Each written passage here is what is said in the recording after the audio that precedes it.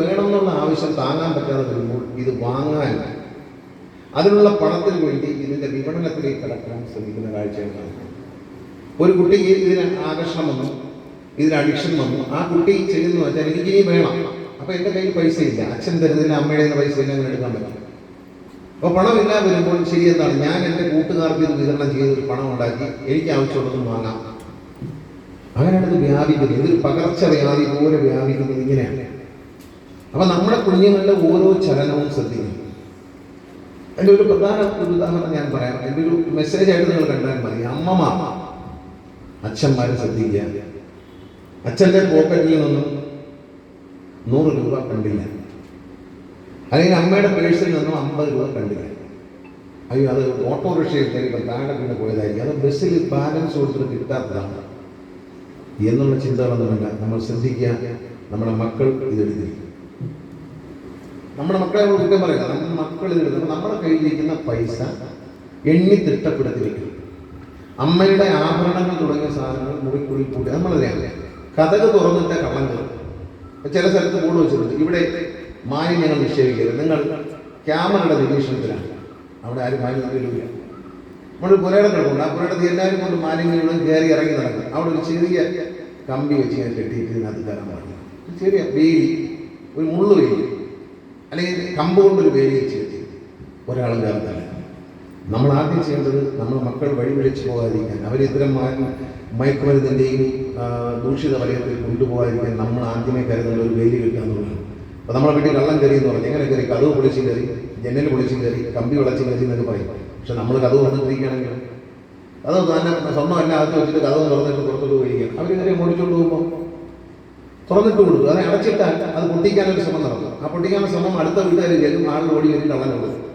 നമ്മൾ തുറന്നിട്ട് കൊടുത്തിട്ട് മോട്ടിച്ചു എന്ന് പറയരുത്. അതുകൊണ്ട് നമ്മുടെ കുഞ്ഞുങ്ങൾ ഇത്തരത്തിലുള്ള ലഹരിയുടെ ദൂഷിത വലയത്തിൽ പെടാതിരിക്കാൻ നമ്മൾ കരുതുക എന്നുള്ളതാണ്. ആ കരുതലിൻ്റെ ആദ്യത്തെ കാര്യം എന്താണ്?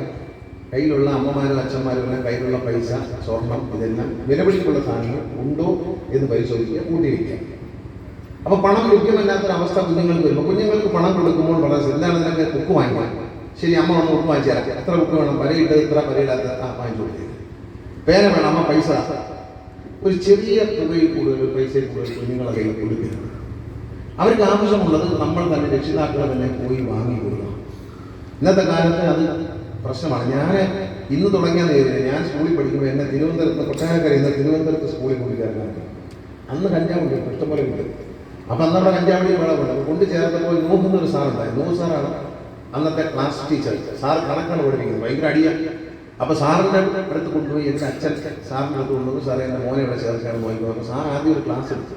ആ ക്ലാസ്സിൽ പറയുന്നത്, നിനക്ക് ആദ്യത്തെ ദിവസം മുട്ടായി വാങ്ങിച്ചു, ചെറിയ നാരങ്ങ മുട്ടായി പറയുന്നത്, ഇത് വാങ്ങിത്തരാനാണ്ടാവും. പിന്നെ പൊറോട്ട വാങ്ങിച്ചു, നാരങ്ങാവളം വാങ്ങിച്ചു, പൊറോട്ടയും ചിക്കനും വാങ്ങിച്ചു. അങ്ങനെ വർദ്ധിച്ച് വന്ന് അവൻ കുറേ പൈസ നിനക്കുണ്ടെങ്കിൽ ചിലവാക്കണം. നൂഹ് സാറ് പറഞ്ഞ അതിലെൻ്റെ ഇപ്പോഴും മുഴങ്ങും. അത് കഴിയുമ്പോൾ അവൻ പറയും, നീ എനിക്കൊന്നും വാങ്ങിച്ചു തന്നില്ല, നീ വാങ്ങിച്ചു, അപ്പോൾ നിൻ്റെ പൈസ ഉണ്ടാവില്ല. നീ വീട്ടിൽ അമ്മയുടെ എന്തെങ്കിലും വാങ്ങിച്ചുകൊണ്ടാകും. അമ്മയുടെ ആദ്യം ചോദിക്കും, അമ്മ കൊടുക്കും. ഇതിനാന്ന് പറയത്തില്ല, എന്തെങ്കിലും പറഞ്ഞ് വാങ്ങിച്ചുകൊണ്ട് വരും. അവർക്ക് കാപ്പി വാങ്ങിച്ചു കൊടുക്കും. പിന്നെ കാപ്പി പതുക്കെ ഒരു സിഗരറ്റ് വലിക്കാൻ തരും. ഈ സിഗരറ്റ് വലിച്ചു തരുമ്പോൾ നീ അന്ന് സിഗരറ്റ് വലിക്കുന്നത് വേണ്ടി കുട്ടി നിർത്തിയോ, നീ സിഗരറ്റ് വലിച്ചാലും വീട്ടിൽ പറയും, ആളുകളോട് പറയുന്ന പോലെ പേടിപ്പിച്ചു. പിന്നെ കഞ്ചാവ് വലിപ്പിക്കും, പിന്നെ ഒരു സ്മാൾ എടുപ്പിക്കും. ഇങ്ങനെ ഇവരുടെ ഒരു വലയത്തിൽ പെടുന്ന അനേകം കുട്ടികൾ ആ സ്കൂളിൽ ഉണ്ടായിട്ട് അദ്ദേഹത്തിന് അനുഭവം പറയണം. അനേകം കുട്ടികൾ ഈ വലയത്തിൽ പെട്ടുകൊണ്ട് അന്ന് പിന്നെ ലഹരി കഞ്ചാവ് വെച്ചോടൊക്കെ ഇതൊന്ന് വലിപ്പിച്ചിട്ട് എന്നിട്ട് പറയും, വീട്ടിൽ പോയി നീ എളി പറയും, നിന്റെ അമ്മയുടെ ഒരു വളയും എടുത്തു പറയും. അങ്ങനെ കുട്ടികൾ പലരും അമ്മയുടെ വളയും മോതിരവും മാലയും ഒക്കെ മോഷ്ടിച്ചുകൊണ്ട് വന്ന് ഇവർക്ക് കൊടുത്ത് ഇവരുടെ ദൂഷിത വലയത്തിൽപ്പെട്ട ഒരു കാലം അന്നേ ഉണ്ട്. ഞാൻ 8ാം ക്ലാസ്സിൽ പഠിക്കുമ്പോഴുള്ള കഥയാണ് പറയുന്നത്. അന്ന് നൂഹ് സാറ് അച്ഛൻ്റെ മുമ്പിൽ വെച്ച് തന്നെ ഒരു ഉപദേശം എനിക്ക് തന്നു.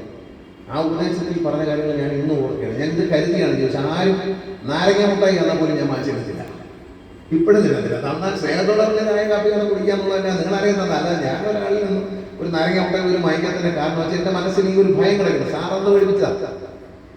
നമ്മളെ ഇത്തരം കാര്യങ്ങൾക്കാണ് നമ്മൾ ആദ്യം കുഞ്ഞുങ്ങളെ ഒരു വലയത്തിലാക്കുക. ആ വലയത്തിലാക്കിയിട്ട് അവർക്ക് പറ്റാത്തൊരു സാഹചര്യത്തിൽ അവരെ മുതലെടുത്തുകൊണ്ട് അമ്മയുടെ സ്വർണ്ണം എടുത്തുകൊണ്ടോ മാല എടുത്തുകൊണ്ടോ അച്ഛൻ്റെ പോക്കറ്റിൽ നിന്ന് പൈസ എടുത്തുകൊണ്ടോ പിന്നെന്താ അതൊന്നും കിട്ടുന്നില്ലെങ്കിൽ നീ ഇത് വിൽക്കുക. ഇപ്പോഴത്തെ പരിപാടിയാണ്, അത് വിൽക്കുക. അത് വിൽപ്പിച്ചിട്ട് നമ്മുടെ കുഞ്ഞുങ്ങളെ ബാങ്കിൻ്റെ ഇടുപ്പിലൊക്കെ ഉള്ളി. അടുത്ത കാലത്ത് ശ്രീ ഗോവർ കുഞ്ഞുങ്ങൾ ഒരു ചടങ്ങിൽ പങ്കെടുപ്പോൾ അദ്ദേഹത്തിൻ്റെ ഒരു പ്രസംഗം ഞാൻ അദ്ദേഹത്തിൻ്റെ മണ്ഡലത്തിൽ ഒരു കുട്ടി ശ്രദ്ധിക്കേണ്ട ചില കാര്യങ്ങൾ കേട്ടത് കൊണ്ട് പറയുന്നതാണ്. കുട്ടി സ്കൂളിൽ നിന്ന് വന്നു കഴിഞ്ഞാൽ അവന് 2 ദിവസമായിട്ട് സ്കൂളിൽ വരുമ്പോൾ 3 മണിയാകുമ്പോൾ കിടന്ന് ഉറങ്ങും. സ്കൂളിൽ നിന്ന് വരുന്ന 3:30 വരുന്ന അപ്പം തന്നെ അവൻ കട്ടിലോട്ട് കമന്ന് കിടന്ന് ഉറങ്ങും.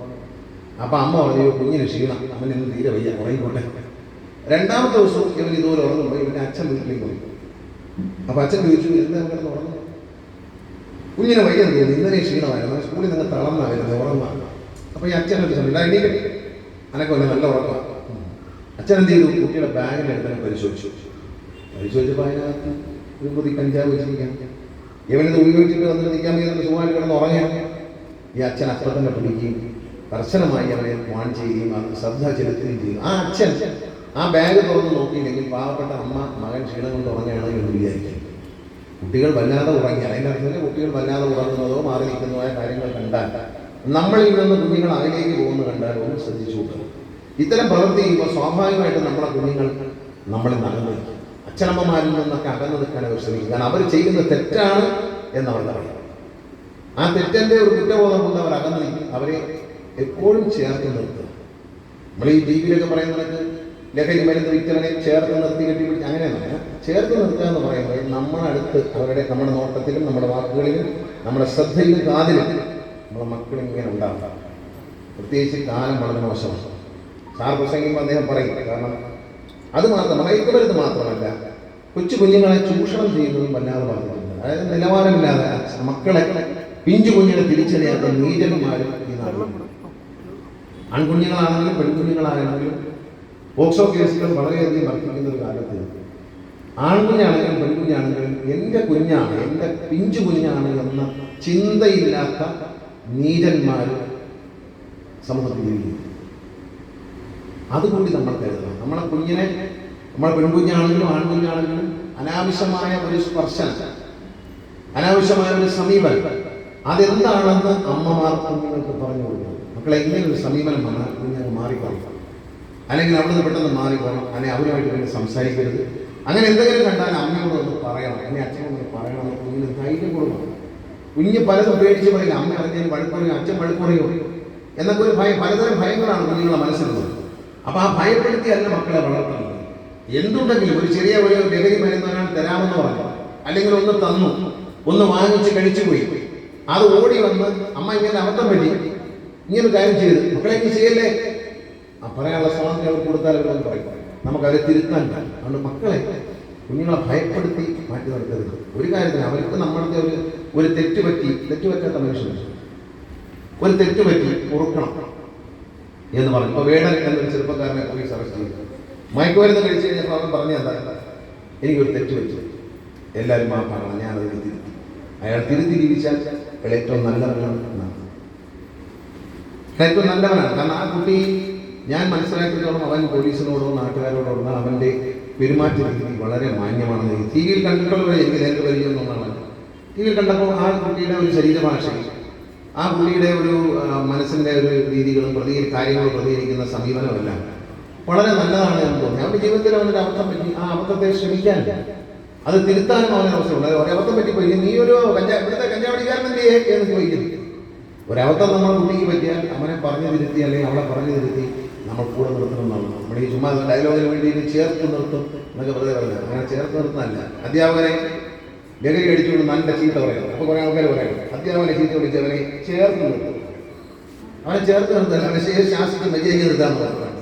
അതിനൊന്നും ഞാൻ ചോദിക്കും, ഞാനൊരു പിഞ്ചിരിപ്പൻ നാട്ടമ്പുറത്ത് കാരനാണെന്ന് പറഞ്ഞാൽ എനിക്ക് വിഷമമൊന്നുമില്ല. പക്ഷേ കുഞ്ഞുങ്ങളോടുള്ള സമീപനത്തിൽ സ്നേഹത്തോടൊരു സമീപനം വേണം, അവരുടെ മേലൊരു നോട്ടം വേണം. ഈ ഒരു യോഗത്തിൽ പങ്കെടുക്കുമ്പോൾ ഇതിനോട്ട് രാജേഷ് സാറിനും അതുപോലെ നമ്മുടെ CA ഉണ്ട്, ബിജു ഉണ്ട്, എക്സൈസ് സർക്കിൾ, അവരൊക്കെ അനുഭവങ്ങൾ ഒരുപാട് പറയാനുണ്ട്, ഒരുപാട് നിർദ്ദേശങ്ങൾ നിങ്ങൾക്ക് തരാറുണ്ട്. ആ നിർദ്ദേശങ്ങൾ ഇവിടെ ഇരിക്കുന്ന അമ്മമാരും അച്ഛന്മാരും മാത്രമാണ്. നമ്മളിത് മറ്റുള്ളവർ കൂടി പകർന്നു കൊടുത്തു. ഇവിടെ വന്നവർക്ക് മാത്രമാണ്. ഇന്നിപ്പോൾ നീറ്റ് പരീക്ഷ നടക്കുന്നുണ്ട്, ഒരുപാട് കുഞ്ഞുങ്ങൾ വന്നിട്ടുണ്ട്, ഒരുപാട് രക്ഷിതാക്കൾ വന്നിട്ടുണ്ട്. അപ്പോൾ അവിടെയെല്ലാം ഈ ഇവിടെ നടക്കുന്ന ഒരു സന്ദേശം എത്തിച്ചു കൊടുക്കണം. കാരണം എന്താണ് നിർദ്ദേശിച്ചത്, സർക്കിൾ ഇൻസ്പെക്ടർ എന്ന് പറഞ്ഞു, രാജേഷ് സാർ എന്ന് പറഞ്ഞു, അതൊക്കെ അവരുടെ നിയമത്തിൻ്റെ കൈകാര്യം ചെയ്യുന്നവർക്ക് ഇത് പലതും നമ്മൾ പറഞ്ഞു തരുന്നതിന് ഒരു കണ്ണിൽ കാണാനാണ്. ഇതിൻ്റെ ഉള്ളിൽ ഒളിഞ്ഞിരിക്കുന്ന രഹസ്യങ്ങളിൽ കടന്നു തരാൻ ഒരു ജഡ്ജിക്ക് കഴിയും. എന്താണെന്നുള്ളവരെ അറിയാൻ പറ്റും നമ്മളെക്കാൾ നന്നായിട്ട്. ഒരു പോലീസ് ഉദ്യോഗസ്ഥന് കഴിയും, ഒരു എക്സൈസ് ഉദ്യോഗസ്ഥന്, നമുക്ക് പലതും പറയാം. നമ്മൾ പത്രത്തിൽ കണ്ടും ടി വിയിൽ കണ്ടുള്ള പരിചയം മാത്രമേ നമുക്കുള്ളൂ. അപ്പം നമ്മൾ അവരുടെ ഉപദേശങ്ങൾ ഉൾക്കൊള്ളുകയും, അത് പ്രത്യേകിച്ച് കുടുംബശ്രീയിലൊക്കെ പ്രവർത്തിക്കുന്ന സഹോദരിമാരിവിടെ ഉണ്ട്. നിങ്ങളിത് മറ്റ് ഇവിടെ വരാത്ത സഹോദരിമാരുടെ കുടുംബശ്രീയുടെ ചെറിയ യോഗങ്ങൾ കൂടുമ്പോൾ അവിടെ ഈ വിഷയം ഇങ്ങനെയൊക്കെ നമ്മൾ ചർച്ച ചെയ്തു, കുഞ്ഞുങ്ങളെ ഇങ്ങനെയൊക്കെ